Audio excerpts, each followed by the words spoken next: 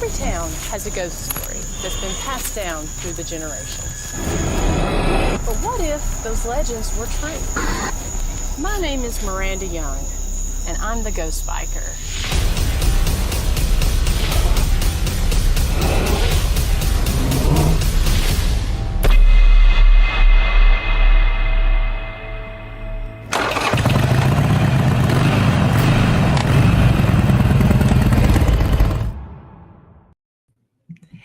Hey everyone, happy Thursday, happy October, and happy season 5.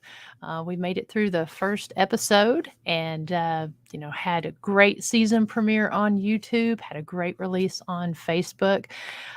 Really want to thank you guys so much for tuning in that day.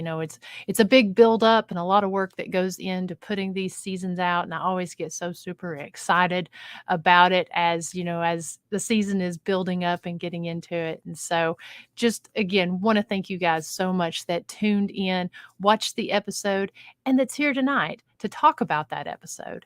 If you haven't tuned in on my Thursday nights, typically we do the Ghost Biker Garage, but during the month of October, we shake things up a little bit and we do Behind the Screams Live. What we do is we take each episode that's released on Tuesday night, break it down, talk about the location, talk about what we did, talk about some of the techniques and findings, and answer any questions that you guys have and any suggestions.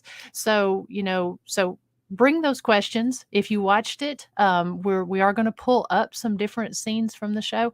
Sometimes on these Thursday nights, we actually have people from the location. Sometimes we are at the location, and other times, we have the different location owners and such on to really break that down. So just want to say hello to a few people over here in the chat room. Hello to Robin. Thank you so much. You've always been just so supportive of myself, Soul Sisters Paranormal, and everything that we do. Thank you for sharing. Keep up the great work in the paranormal community. Hello to my business partner, Dr. Sumner, Mr. Jim Cody. Thank you for the congratulations. I am doing well. Little tired with the build up for season 5. A lot of working day and night to get everything edited and ready, plus with the jail, but we are doing well, hanging in there. So thank you so much for asking. Miss Jess from the Jess Rogie Show, great to see you here. Guys, tune into her show if you like late night radio, from 2 a.m. Eastern to 4 a.m. In the morning, or 11 Pacific. And Janet Mitchell, thank you guys again. So just want a few little news items and a few things that are going on before we get into the episode. Usually I have a guest on, and so I've gotten really used over the past 10 months, having a guest on to chat with. So doing this myself. So bear with me as I pull these things up. And like I said, please put your comments there into the chat room as we talk about this episode. But I wanted to go ahead and share something that that we had. Let's see here, that we actually just released for the historic Scott County Jail. So if you're in the Scott County area, or if you're not and looking for something really fun and unique to do, October 21st and 22nd, 7 to 9 p.m. Eastern time, we are bringing the jail to life.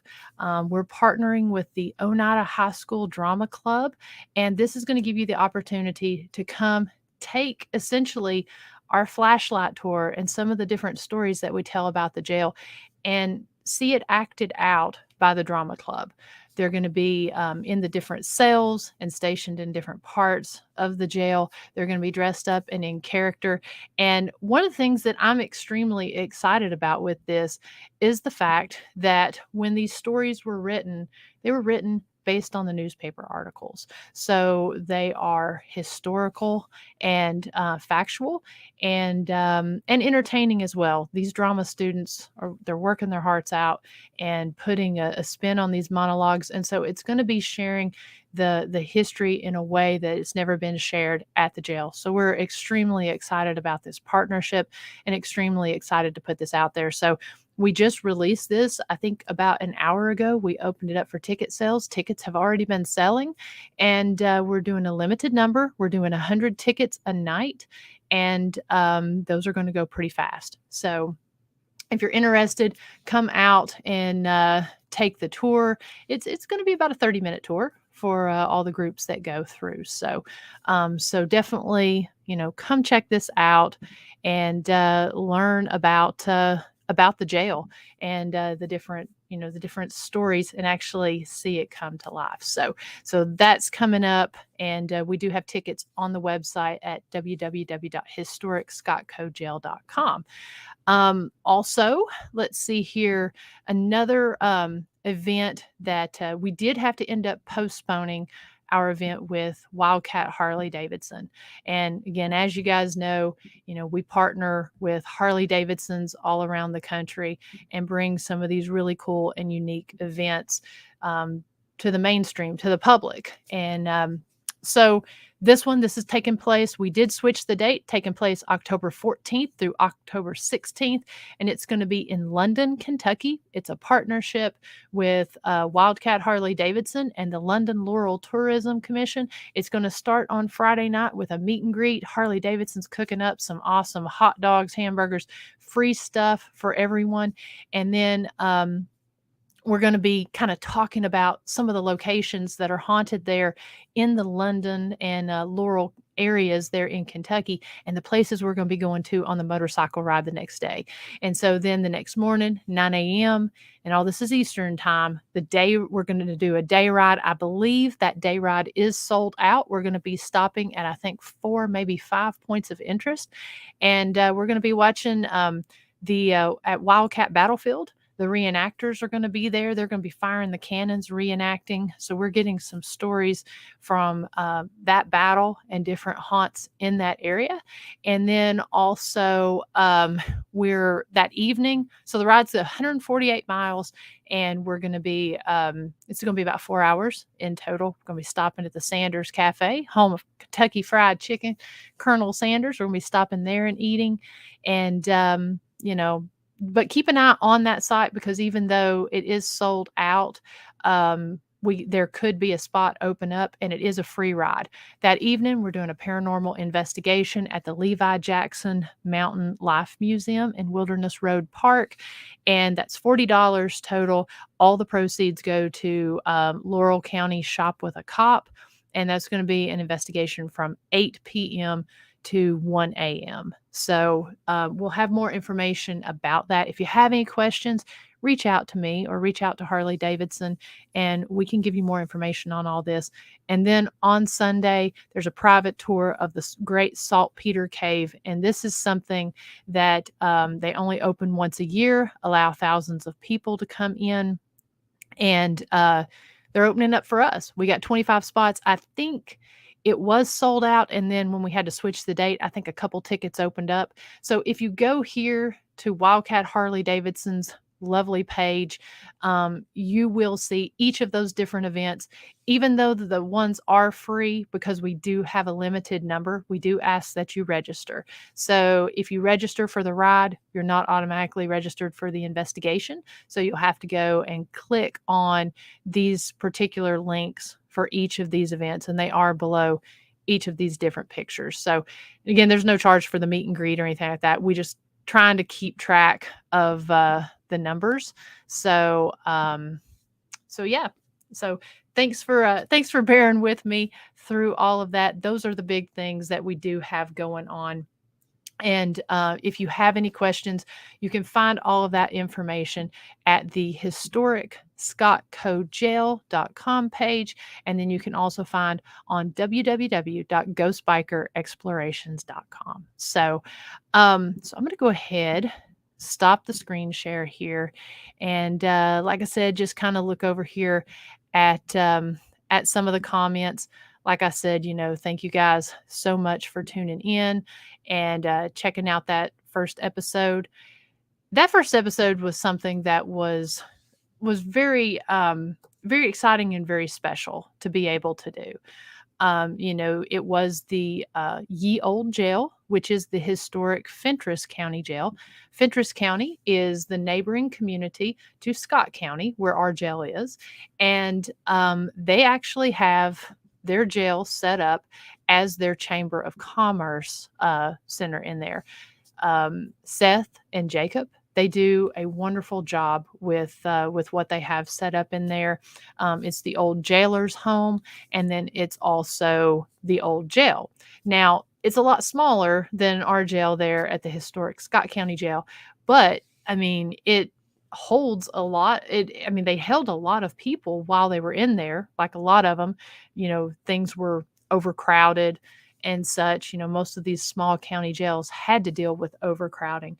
But it was interesting the way that this was set up. So a lot of these county jails, and at one point in time, there was a law that the jailer did have to live within so many yards of the jail. So to remedy that, they ended up adding either homes or quarters onto these jails.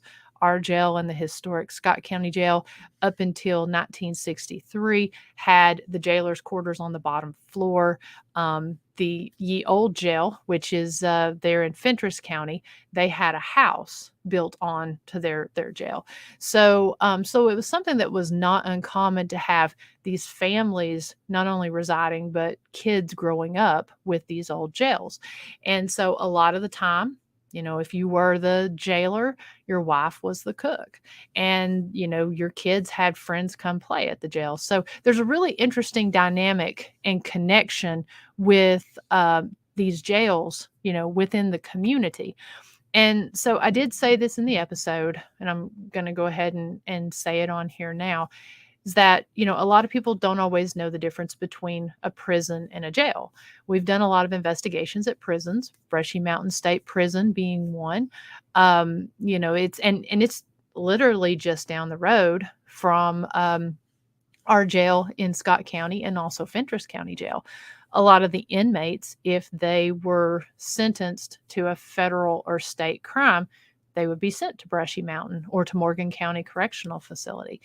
And so if you committed a local crime, that's when you would go to the county jail. Or if you were a violent offender, you would be housed in there until you got your day in court. And then when you're sentenced, you would be sentenced on to the larger prison if you had violated one of those crimes that required that. So that's the difference between the two. And, it's interesting in and of itself going in and investigating these locations. So the Ye Old Jail, I'm looking for my notes here. This was, actually the second jail that was built there in the community. And, they did have two in total. The other one was just kind of right down the street there on the square. And I'm going to actually go ahead and kind of pull this up and kind of have this running right now without sound while, bear with me one second here. And I'll go ahead and get this pulled up.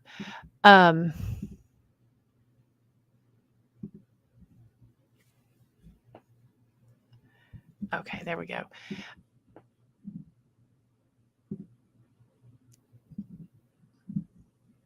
Not really sure. Let's see if this is, well, one second here. Sorry about that. It's kind of hard to man everything and get it all to, here we go.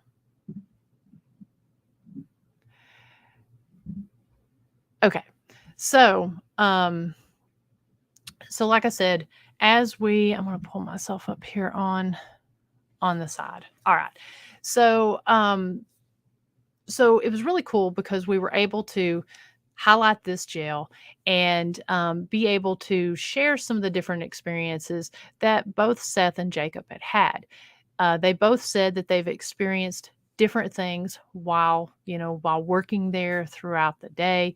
I know that there were different claims of the jail being haunted while the jail was actually in operation. And, it was really interesting to be able to be one of 2 teams to go in. I was the 2nd team to go in there and investigate, and the 1st team, I don't know if they really got very much when they were there. I don't really know anything about their investigation, how long they were there or what have you, but and I don't really know anything about their findings. I just know that the Chamber of Commerce said that, they didn't really get very much. And when I went in, it was very quiet. We I didn't hear too many voices, disembodied voices at the time, but I really kind of was operating under the theory that both of these 2 guys that work there, they don't really interact with the spirits, and essentially whenever something would happen, they would, not go around. They would not go up there.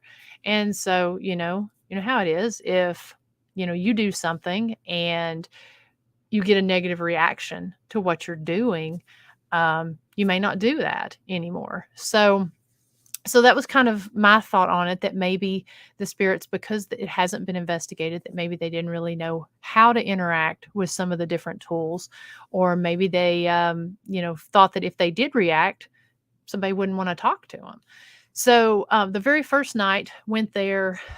It was extremely hot, and it's not climate controlled up on the top there, and so I was planning to spend the night, but I didn't end up sleeping there just because it was over 80 degrees, extremely uncomfortable to sleep there. So I decided that I was just going to go in, take a variety of tools and see what they might interact with. And so when you go up the stairs there to the jail, the bottom floor was where the trustees stayed. Up on the second floor was the general population as well as maximum security. And the way it's set up, when you go up the stairs, there's beds along the outside of the room, and then there's like this um, cage there in the middle that you go in. There's beds inside of that, and then there's 2 cells on inside that cage. So it was very, very layered once you got inside there.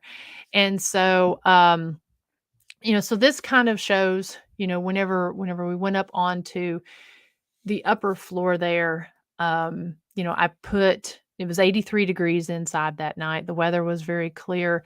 And so you can kind of see from the screen right there that you kind of go into this crypt. There's 2 cells or 2 beds in there, and then 2 cells on inside.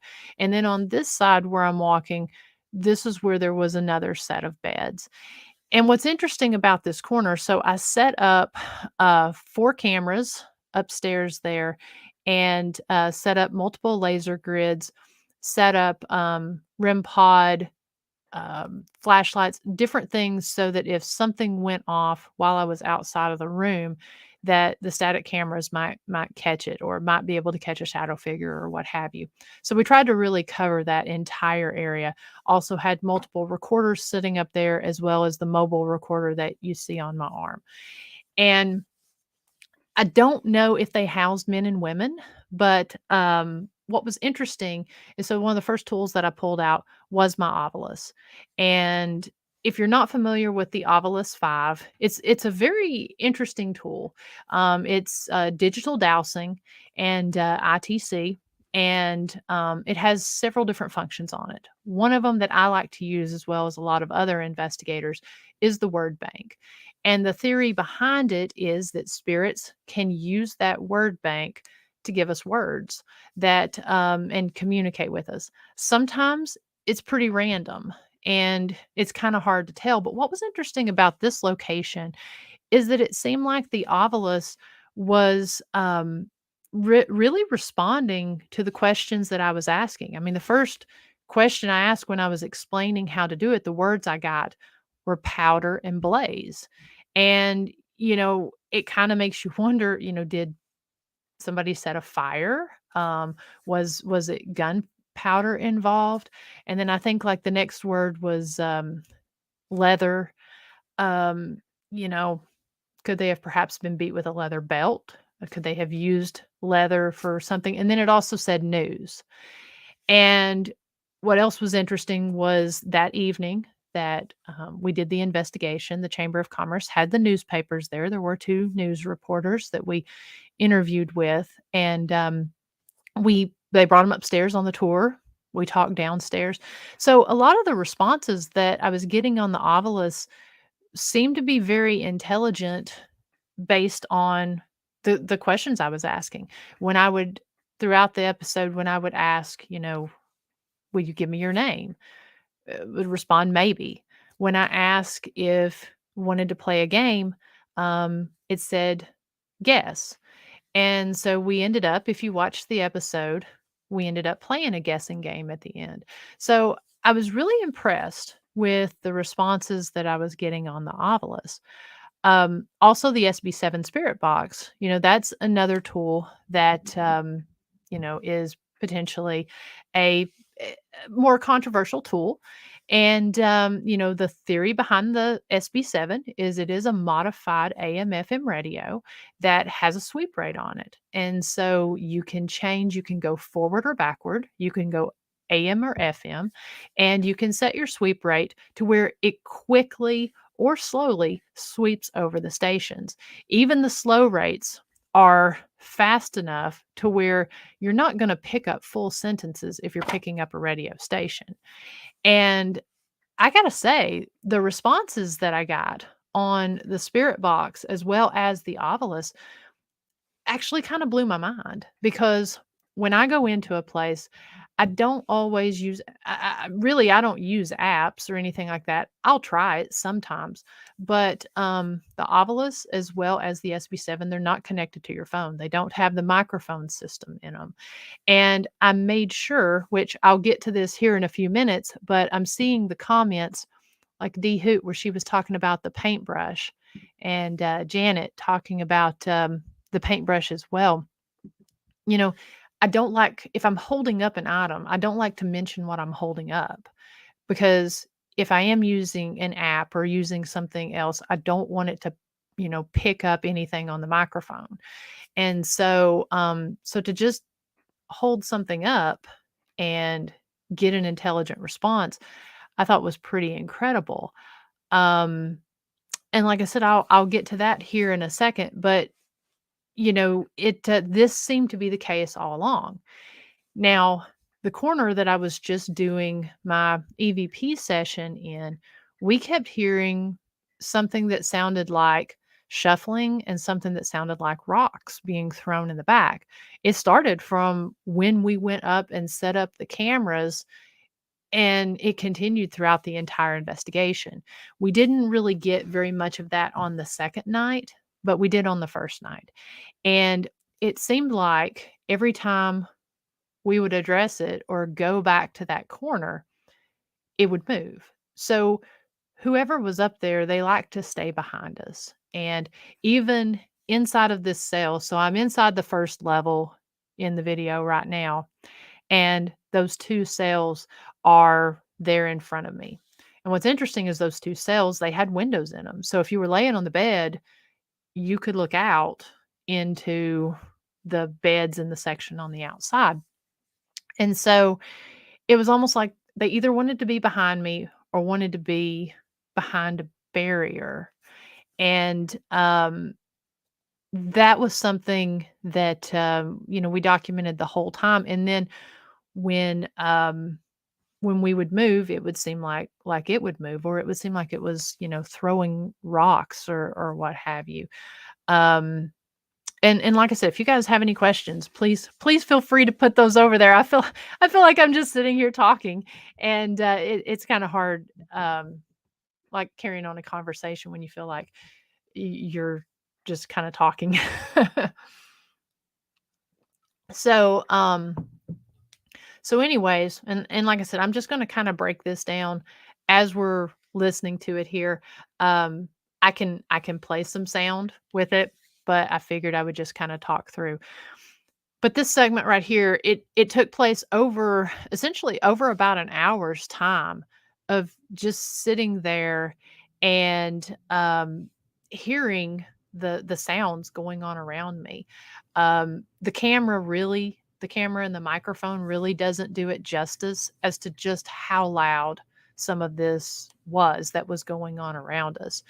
Um, and I mean, it was really almost kind of unnerving because in this part here, so, at our jail there in the historic Scott County Jail, we get a lot of whistling, and with this one, um, we thought we would try it, because that's kind of one of the responses that, that you get. And actually, I'm gonna stop that right there because this is kind of an interesting point. So, let me just kinda go back just a little bit.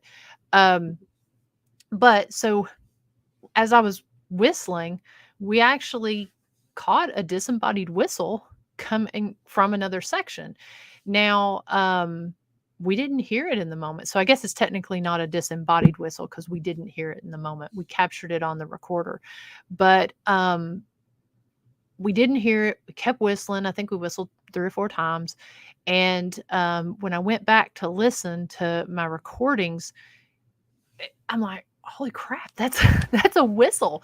And so, didn't hear it at the time, but I mean, I was pretty amazed. I mean, it was just myself and Dr. Sumner that was in the building, and really Dr. Sumner, for the most part, I mean, she was really quiet and documenting, what was going on, and, she was not whistling. It was just myself that was whistling with my poor, really bad whistle. I've never been a good whistler. So, so that was something that was really cool. The next thing, let me go ahead and start this back. Um, so so as we're sitting there, and again, the obelisk is going off, and we started to get a couple different names. And so thank you, Dr. Sumner. I can't either, as you can hear. So as I'm sitting there, the obelisk responds, and we got the name Mike. Well, and it said Mike Strong. And a couple of the other words that we also got was masters, slave, and or no, we didn't get slave. Slave was on the wall, but we got master, justice. And I didn't show it, but when I went back and was doing B-roll, I need to pop this up on the screen. We actually found carved into the wall. The first day we found Mike Delk carved into the wall. When I was back there the second time getting B-roll, we actually saw the name Mike Masters on the wall. I don't know any history about this person, but I do know that we happened to see it after the fact. It was actually as I'm coming out the door here, it was actually on the back side.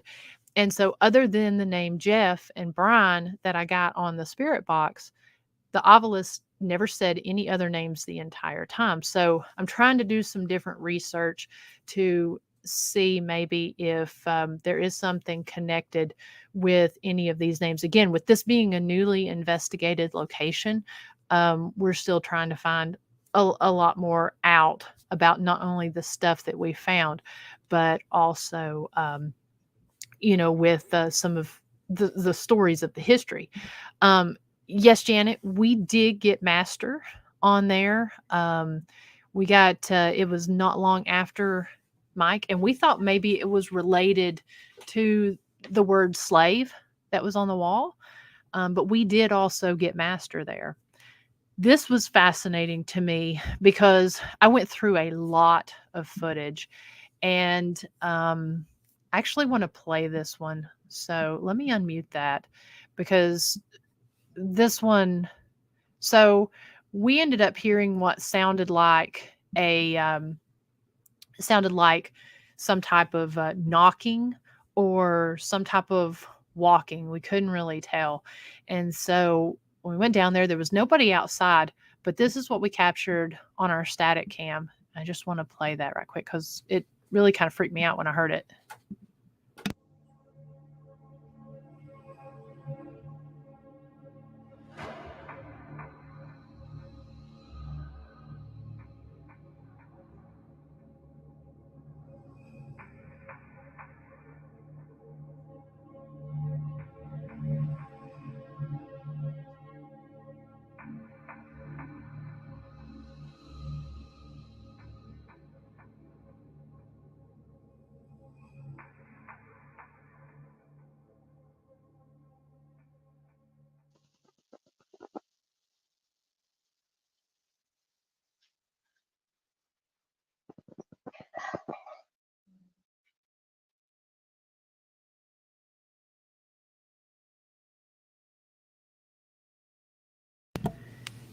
So yeah, as Dr. Sumner said, it was a very loud noise that we heard. I mean, it sounded like there was somebody wanting to come in the front door.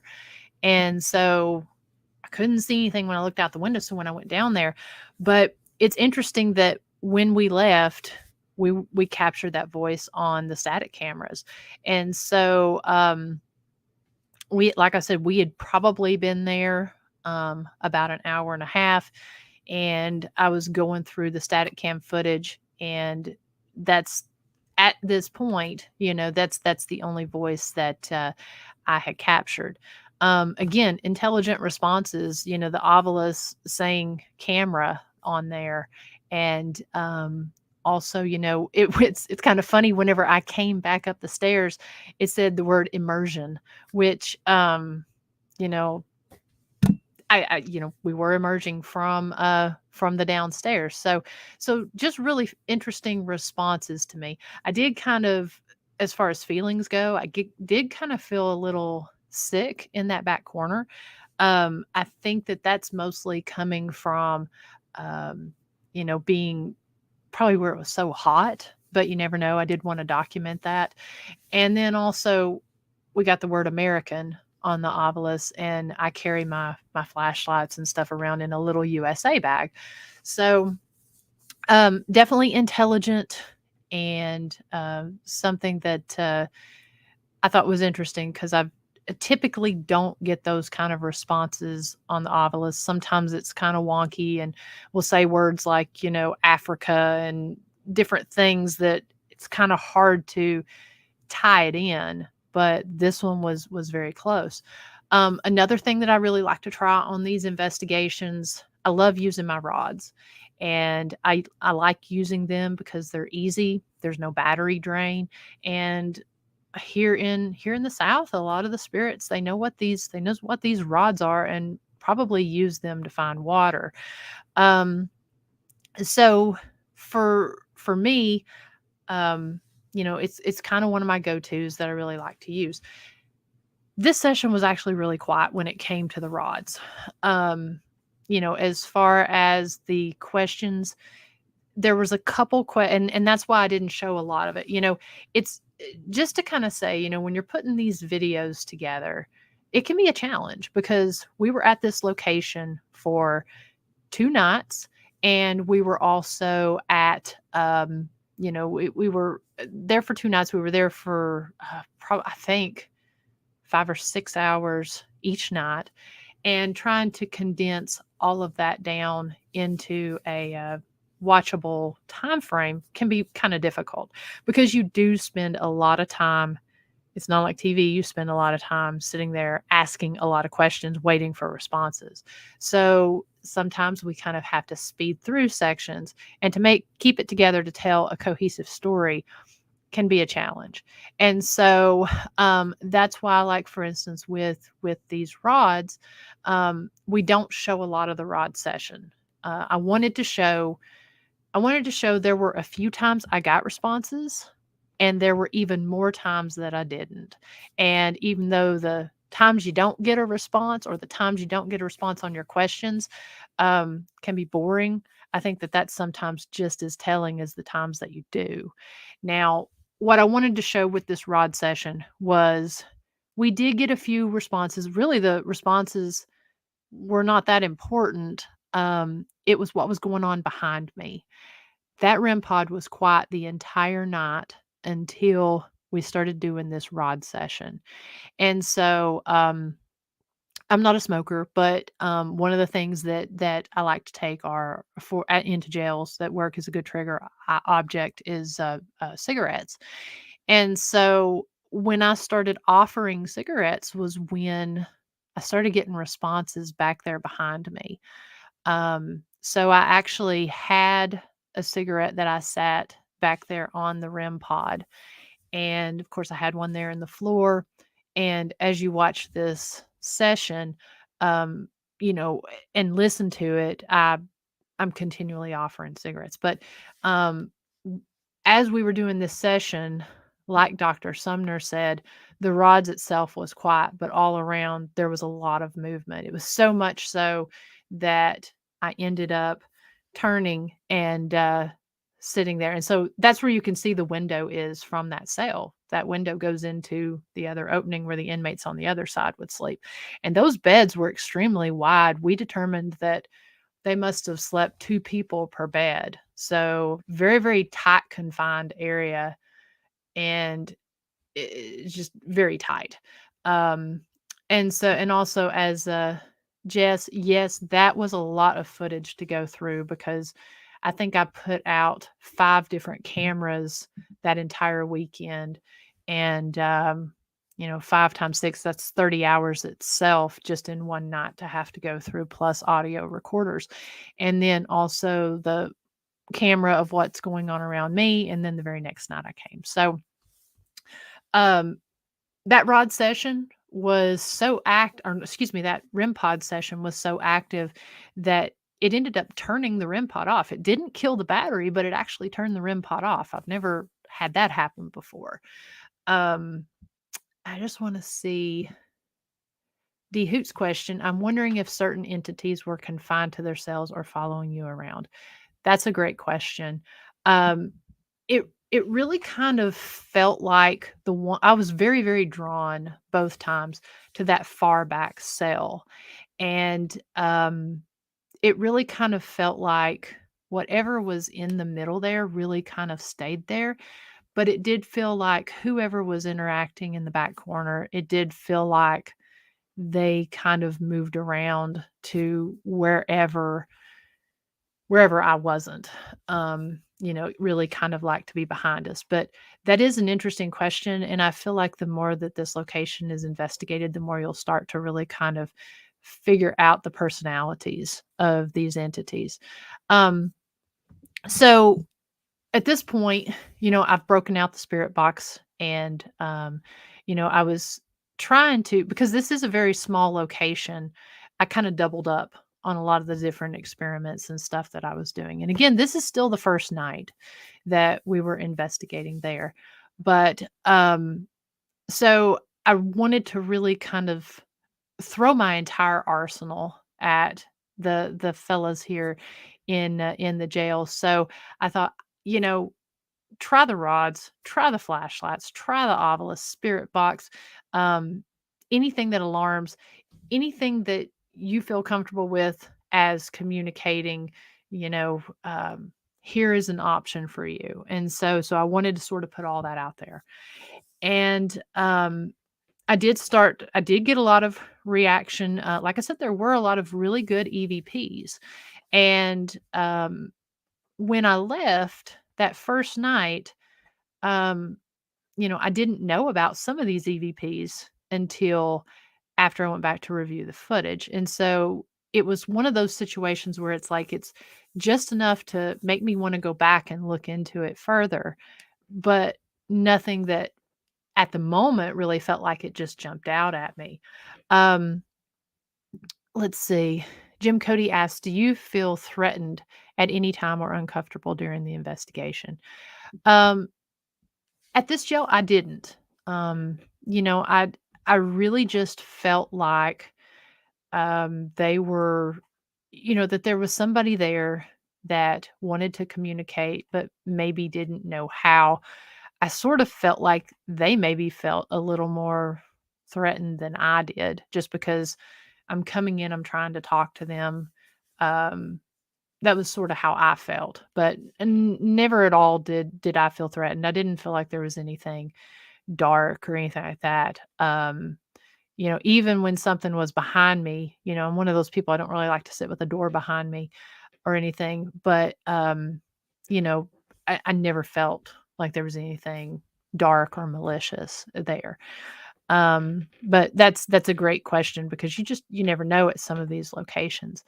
Um so what I was doing here was I always like to go in, if I'm doing a Rex crash site or working in a location, I always like to try to find as many names as possible. And so um the Fentress County Jail, or the Ye Old Jail, they've done a really good job of listing out like their officers who were killed in the line of duty, as well as their justice of the peace and some of the different things within their brochure. And so I wanted to see if any of these names were stood out. Now, I also, several of the different stories, I just want to play a little sound here, um, because this is something that's actually kind of fascinating to me. So one of the stories that comes from our jail at the historic Scott County Jail is Jesse James. He did live in or did stay in Scott County and ran a feed and seed store there in Huntsville for about 8 months with his brother Frank. Now they were hiding out, but they were honest businessmen while they were there. When they came down from Kentucky, they also passed through Fentress County, and so there's some stories of dealings with the James gang while they passed through Fentress County. And so when I play this, I just wanted to kind of mention it to see if anyone that was in there maybe had heard of the James gang. And so I'm going to go ahead and play this, and then I'm going to break it down. Um, Whoops, let's see here. There we go. Play some sound. Was it Hurt or Hearst?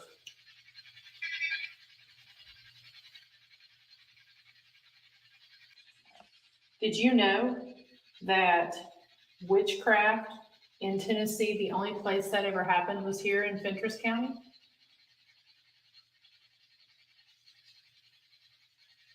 That was the only place they had a witch trial?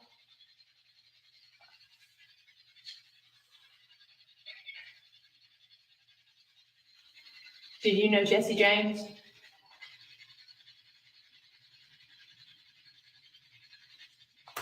Had you heard of Jesse James?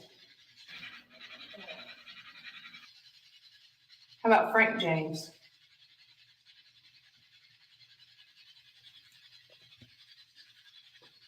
David Moore?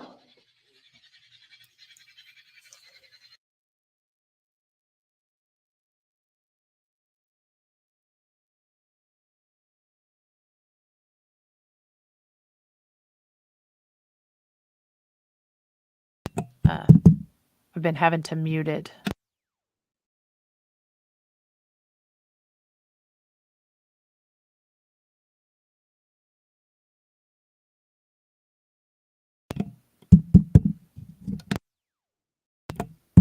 Okay. Okay, there we go. So while Jesse James was there in Scott County, he went under the alias David Moore. And he didn't go by Jesse James. And so I thought it was really interesting because, and that's why I actually asked that about David Moore. I thought it was really interesting that as I start asking about Jesse James, the voice, and it was actually a disembodied voice rather than a voice over the spirit box, comes over and says David Moore.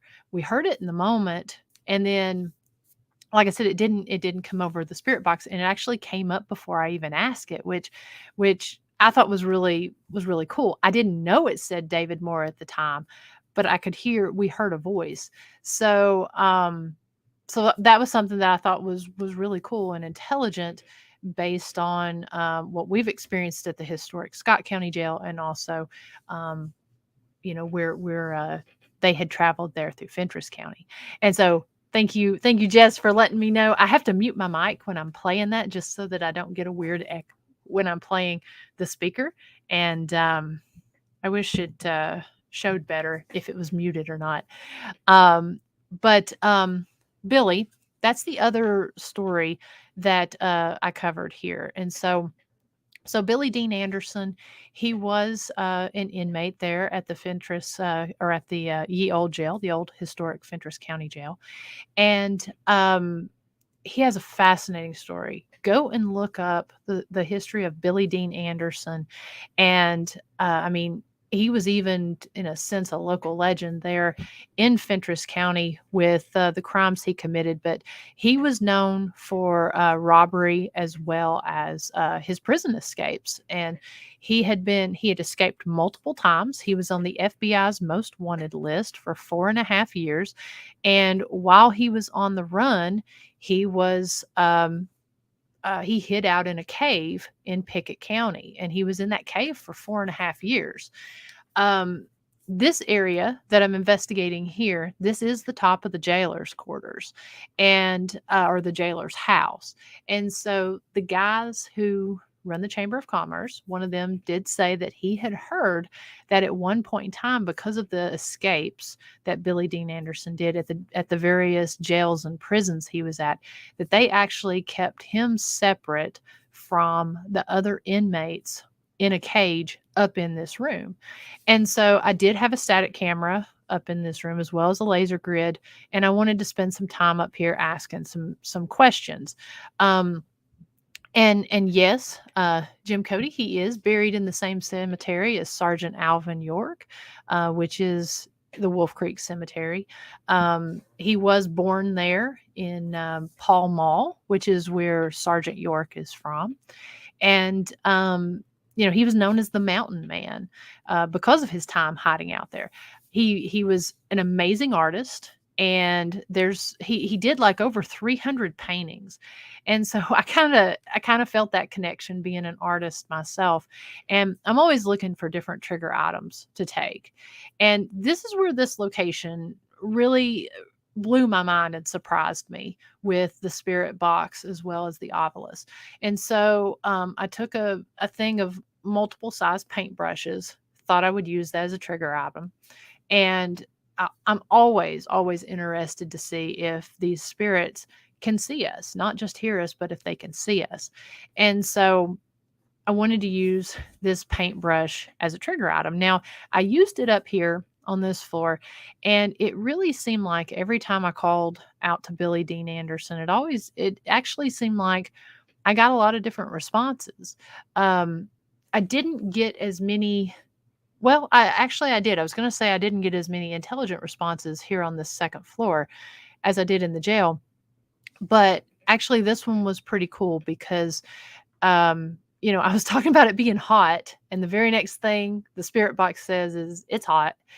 And when I'm asking if they can, hear us or see us, they say hear. Also, whenever I ask, where did you hide out or where did you stay while you were on the run, I got the word criminal. So, I felt that this was really intelligent. I did find that I can't remember, but I believe I did ask if they housed him in a cage up here, and I can't remember if I got yes or no up here, but I believe I did get a response to that. This was kind of fascinating. Very rarely do I get my name at a location, but clearly across the spirit box, I asked if they could say my name. It says Miranda. Also, I don't know who Stephen Rains is. We're kind of looking to see if I know that Rains is a popular name in Scott County. I'm not sure about Fentress County.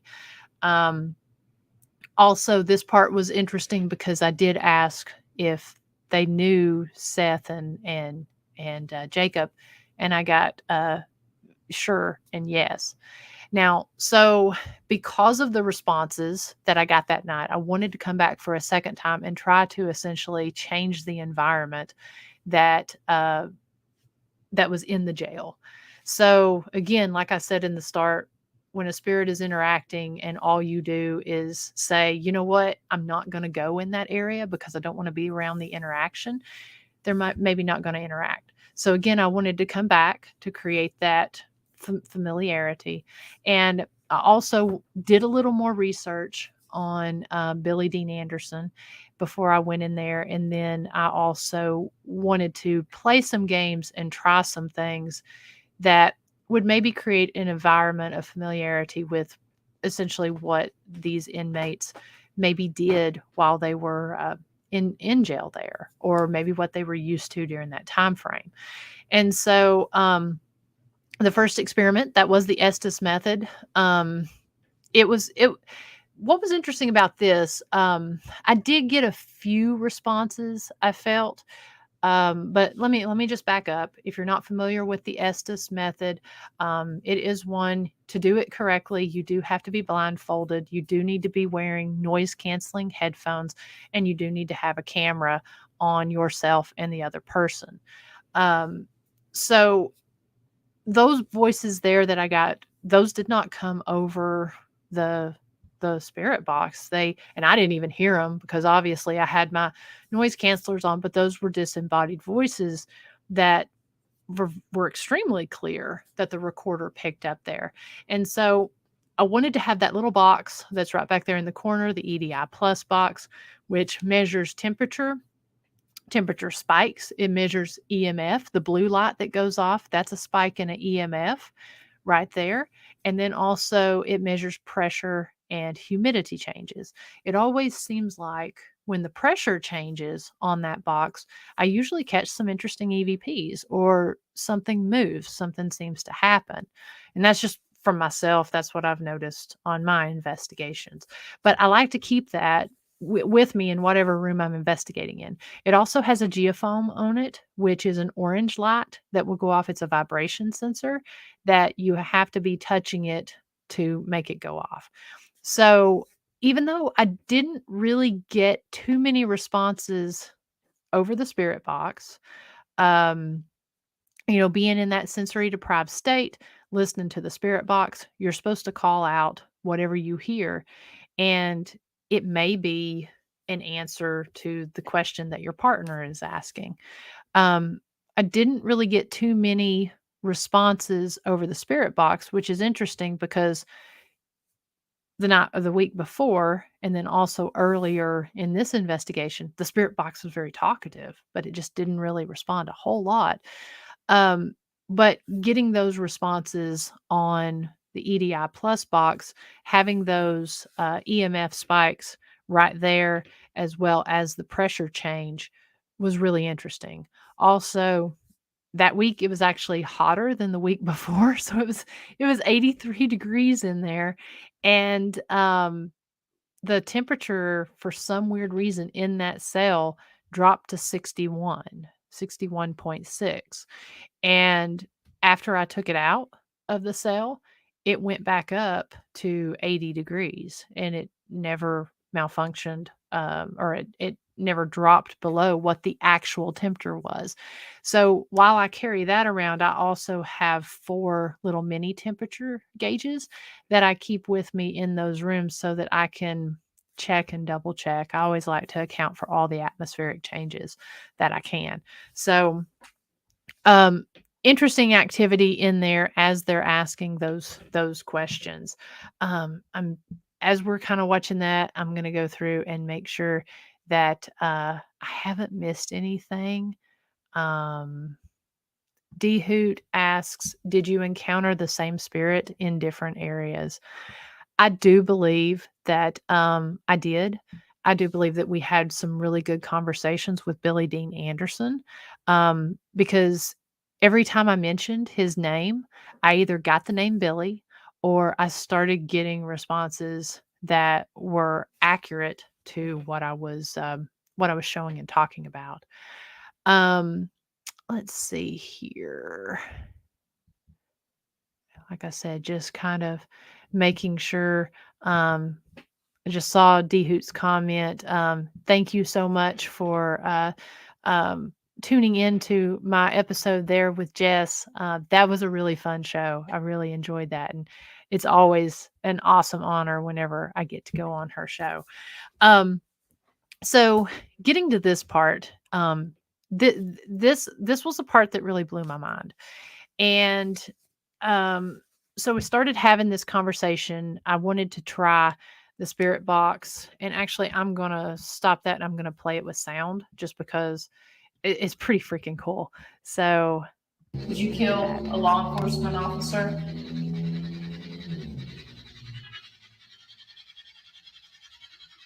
Did you injure some officers? All right, so any way you can. Can you see what I'm holding up?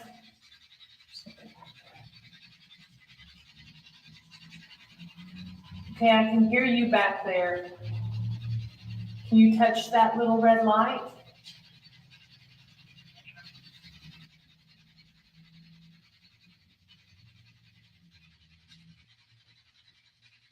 Can you see this item I'm holding up?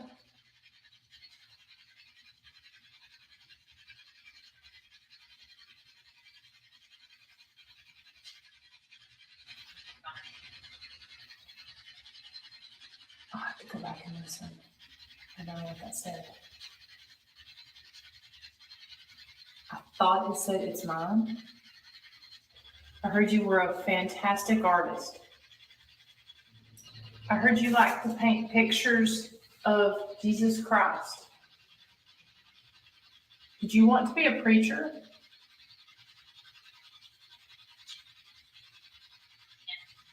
Yes. What happened?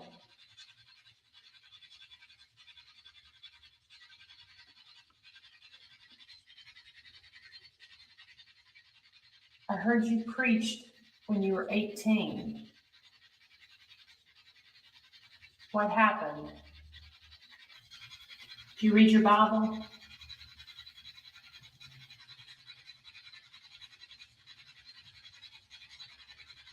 Can you tell me your favorite book of the Bible?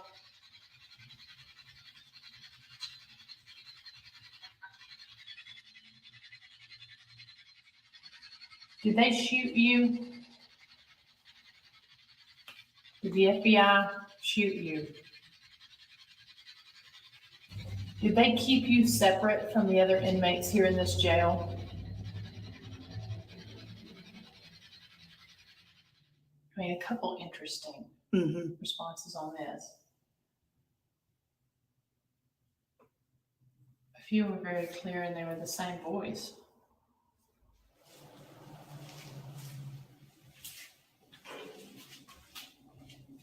I don't know why I feel drawn to this last cell.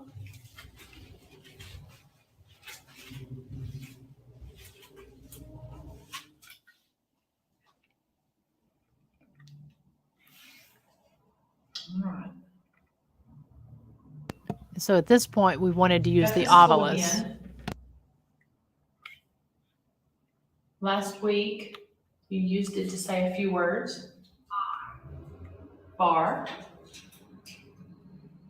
I think we've got jail bars around us.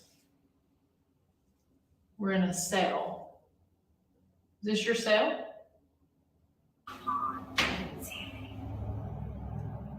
Upon and ceiling. It's very low ceiling.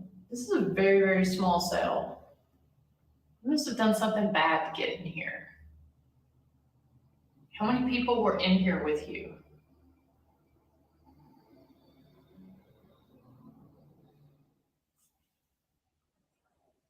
Can you tell me what this is?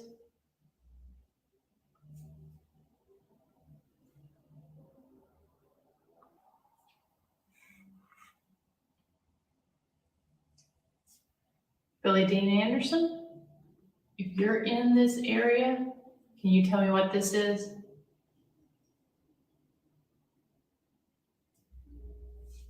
Can you see it? Paint. Are you serious? Holy crap, it said paint. Give me some indication you can see me. So I was extremely excited about that one because at the time, I didn't realize, because I couldn't hear on the SB7 earlier, I couldn't hear, I knew it had said something, but I couldn't necessarily hear that it said paintbrush. I did hear that it said mine, but for it to say paintbrush both times, I have no explanation for that. You know, when I haven't said what the item is, I didn't go in and say, you know, hey, I've got a paintbrush. What, you know, can you see it? I never said that at any point in time. I just talked about being an artist.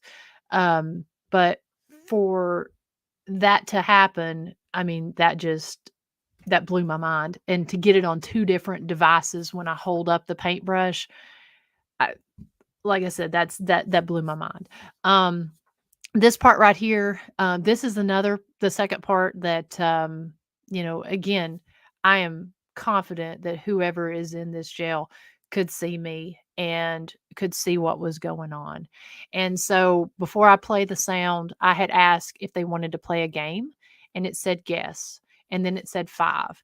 And so we decided to play a 5 card draw and a 5 card draw guessing game and see if they could use the spirit box to answer the questions. So I'm going to go ahead and play that sound now.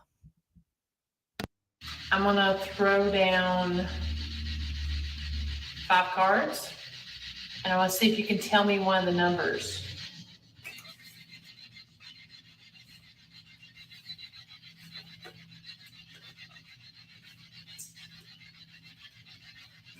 Can you tell me the number of this card? I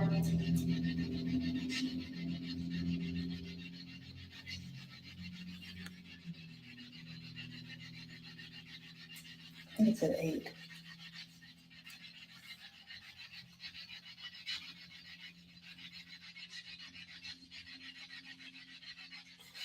Ironically, the one that I laid down face up was an 8. How about this card? Can you tell me what this card is? If you can tell me the number or the suit.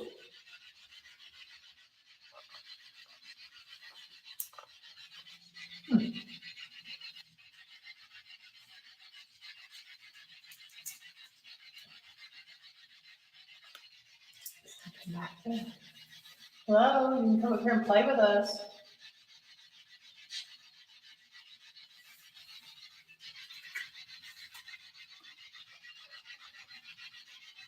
Can you tell me this card? If you can see us.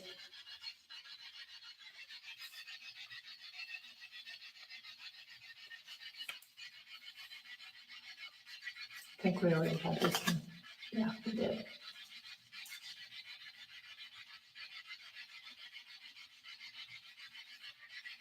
How about this one?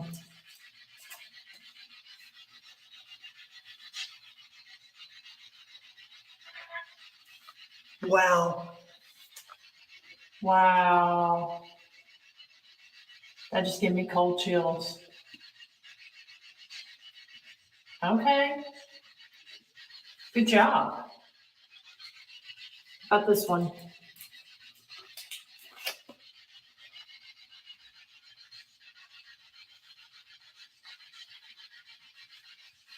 You may see this.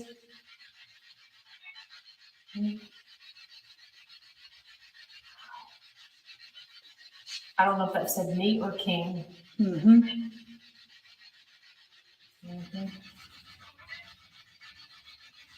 You gonna say I win?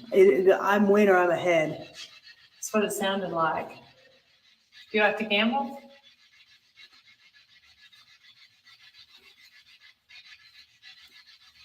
You like to drink and play cards?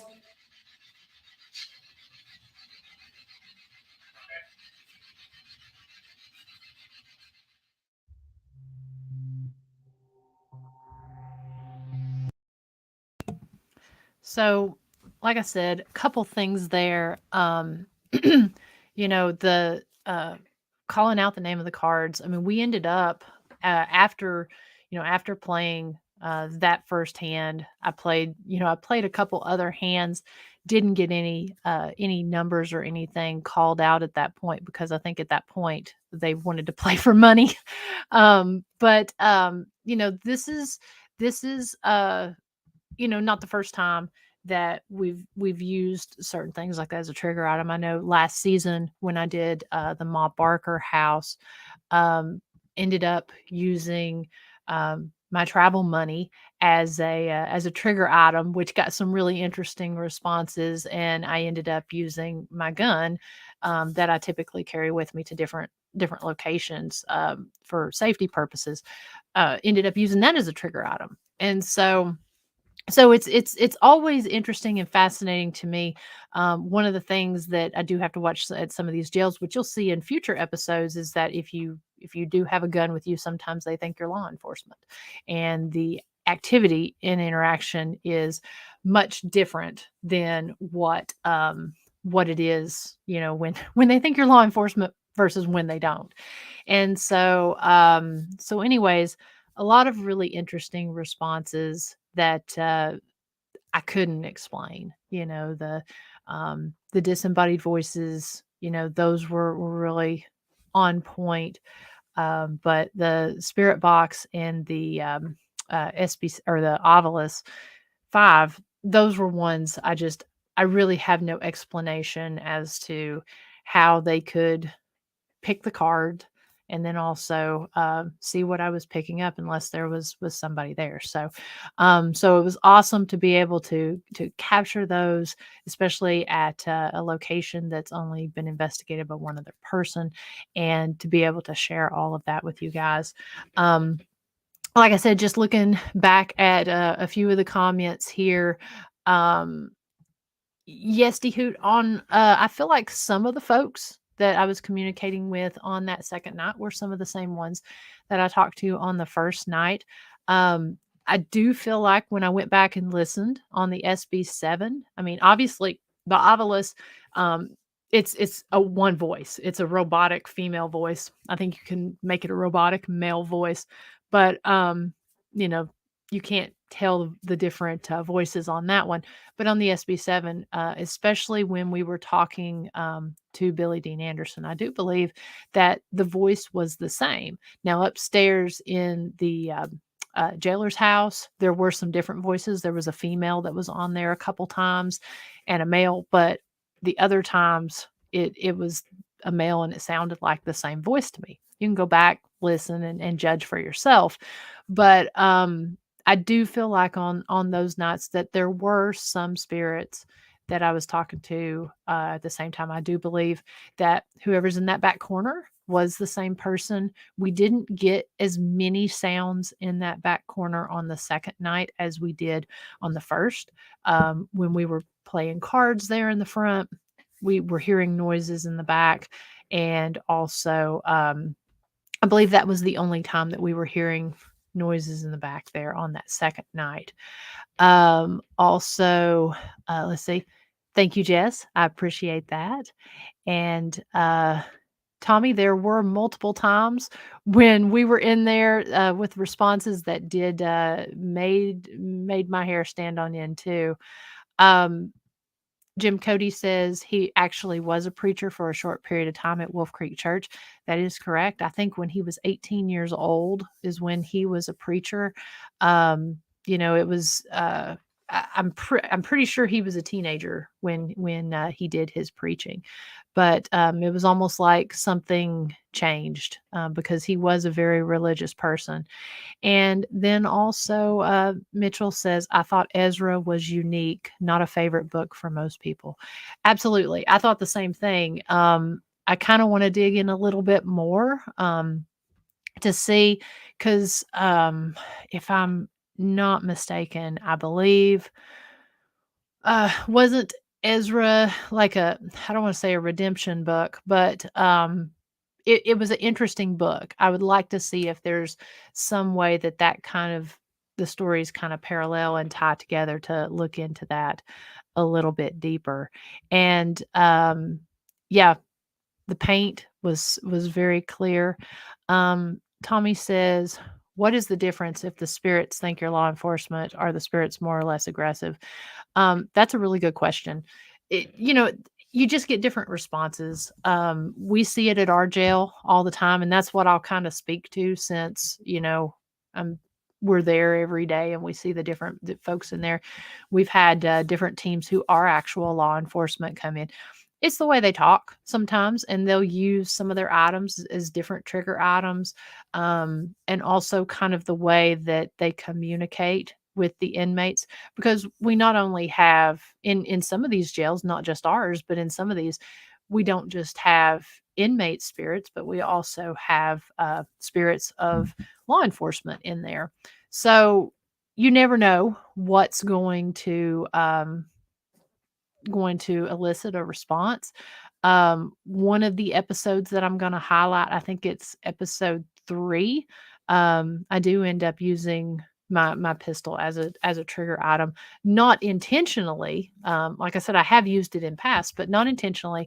But at one particular jail that I'm at, it is they do see it, they do address it, and so we'll talk about that in upcoming episodes.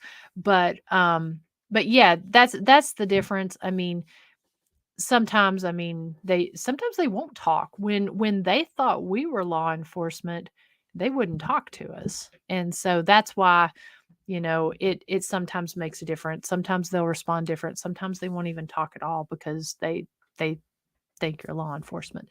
But that's a very good question.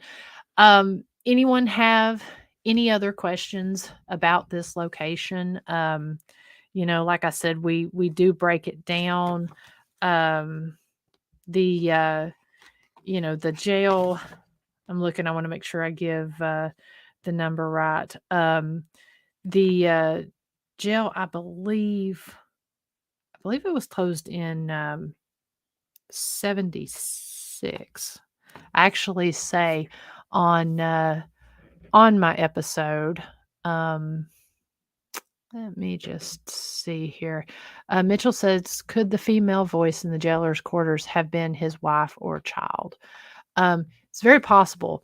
It's interesting because the name Mike that I got over the Ovilus multiple times, I did find out from one of the guys there that works at the Chamber of Commerce that there was a guy named Mike that grew up there. So he was actually one of the children that grew up in the jailer's quarters.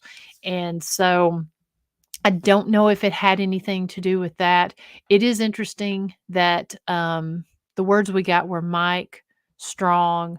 And when I asked, did you hurt somebody? It responded with myself, but okay. And like I said, I did find that there is a name. There was the name Mike Delk on the wall, and then there was also the name Mike Masters. And again, one of the responses that we did get was master. So trying to kind of look into that a little bit more, put the pieces of the puzzles together to see if if there's something that could essentially tie those together, if there's any significant stories. When I ask about the name Mike again, when you got a location that's been open for 100 years or even 75 years or whatever, just to think of the sheer number of people who's been through those doors, who's spent time there. Maybe they were just there for a few hours because they were, pulled over and they needed to sober up, or, sometimes you're just in there for a few hours to a few days. Sometimes you're in there much longer and in there multiple times, so there's so many different stories. You never really know what you're going to hit on. And you could probably spend years just researching and staying in just one of these county jails or large prisons and fill your time researching and studying these stories. So it's really, really fascinating when you start to kind of dive into it, of just how many people you could actually be interacting with. And I didn't know, I know at the jail that we did have deaths and such.